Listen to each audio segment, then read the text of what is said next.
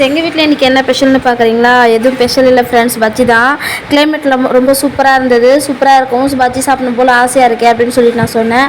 சரி, என் மருமகன் வந்துட்டு நான் சுட்டு தட்டுமான்னு சொல்லி கேட்டார். என்னது நீங்களா அப்படின்னு சொல்லி கேட்டேன். ஆமாம், நான் நல்லா தான் சுடுவேன், சாப்பிடுங்க அப்படின்னு சொன்னார். எப்போவுமே பார்த்தீங்கன்னா எங்கள் வீட்டு கிச்சனில் நான் தான் எல்லாருக்குமே சமைச்சு கொடுத்து கடைசியாக சாப்பிடுவேன்.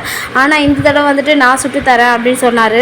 நான் நம்பவே இல்லை. சரி, பார்த்தீங்கன்னா அப்பாவும் பொண்ணும் போயிட்டு கீழே வந்து வாழைக்காய் விற்றுட்டே வந்தாங்க. சரி, வாழைக்காவும் வாங்கிட்டு மேலே வந்துட்டாங்க.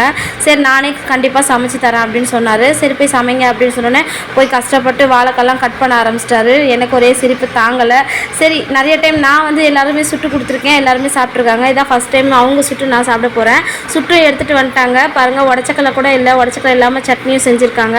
அவர் வந்து எவ்வளோ டயர்டாக வந்துட்டு அந்த பஜ்ஜி சாப்பிடும்போது வேறு லெவலில் இருக்குது அப்படின்னு சொன்னார். இதை மாதிரியெல்லாம் வந்துட்டு யாருக்கெல்லாம் இந்த மாதிரிலாம் ரெஸ்ட்டு கிடச்சிருக்கு, இது மாதிரிலாம் மருமகெல்லாம் யாரெல்லாம் சமைச்சு கொடுத்துருக்கீங்கன்னு சொல்லிட்டு கமெண்ட்ஸ் பண்ணுங்கள். வீடியோ பிடிச்சிருந்தா லைக் பண்ணுங்கள், சேனலை சப்ஸ்கிரைப் பண்ணுங்கள்.